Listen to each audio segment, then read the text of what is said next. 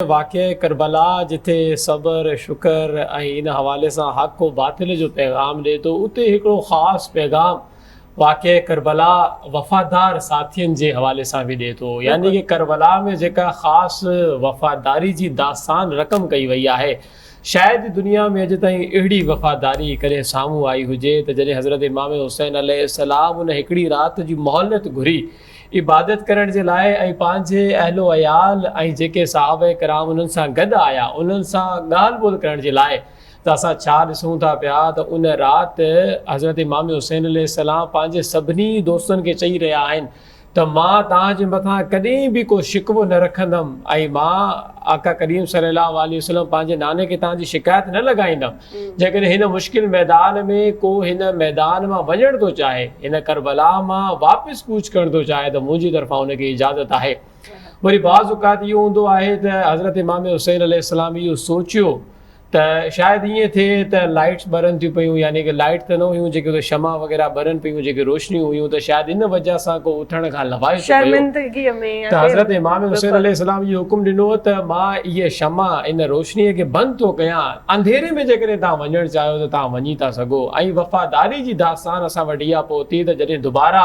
उहा रोशनी बुलंद थी त उन मां हिकिड़ो माण्हू बि न उथियो। पोइ उन मां हिकिड़े अज़ीम इंसान उन ॻाल्हि कई त ऐं हुसैन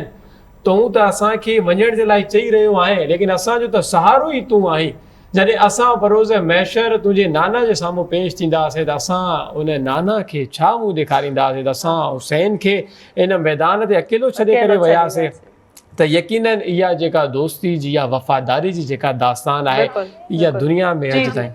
कहना चाहूंगी कि आप ये देखें कि जनाब इमाम हुसैन को मौला गाजी से कितना भरोसा था कि उन्होंने कहा कि एक मर्तबा अब्बास चराग बुझा दो ताकि जो जाना चाहता है शर्मिंदगी के बाद नहीं जा रहा वो चला जाए। और एक मर्तबा मेरे मौला कहते हैं अब्बास चराग जला दो, यानी मौला को पता है अब्बास पे इतना भरोसा है कि अब्बास आखिरी सांस तक उनके साथ रहेंगे। क्या बात है, वाह क्या बात है, बिल्कुल इलाही खूबसूरत यानी इलाही बेहतरीन ॻाल्हि नाज़रीन जेका असांखे इहा नसीहत ॾेई रही आहे, इहा पैगाम ॾेई रही आहे त जेको वफ़ादारीअ जो सिलसिलो आहे इहो बुनियादी तौर ते ॾिठो वञे त हक़ीक़ी माना में करबला खां शुरू थियो आहे ऐं उन खां पोइ इहो हिकिड़ी वॾी मिसाल आहे असां वटि। जीअं असां पंहिंजा रिश्ता पंहिंजी ज़िंदगीअ खे अक्सर माण्हू चवनि था त करबला जो वाक़ियो आहे उहा हिकिड़ी तारीख़ आहे, उहा अगरि असां पढ़ीसीं त छा, न पढ़ीसीं त छा, सम्झ में आयो त छा, पर अॼु जे दौर में बि उन्हनि वाक़ियनि ते उन फज़ीलत खे उन वक़्तु उन क़ुर्बानीनि खे ज़हन में रखी करे अगरि सिखियो वञे त घणो कुझु सिखी सघिजे थो। ऐं इहो असांजो फ़र्ज़ु आहे त असां ईंदड़ नसलुनि खे, ईंदड़ जनरेशन खे हर उहो वाक़ियो, हर हिकु शख़्स जी क़ुर्बानी, हर हिकु शख़्स जो पस मंज़र ॿुधाइजे, छो त इहे उहे माण्हू आहिनि जिन असांखे सेखारियो आहे त ईमान पुख़्तो कीअं हुजे ऐं हक़ ऐं सच जी राह में क़ुर्बानी कीअं ॾिबी आहे। ऐं क़ुर्बानी ॾियण जे ख़ौफ़ सां जेको आहे सो कॾहिं बि डपु न कजे, ख़ौफ़ न कजे त इहो कीअं हक़ीक़त जो सामनो करे सघिजे थो।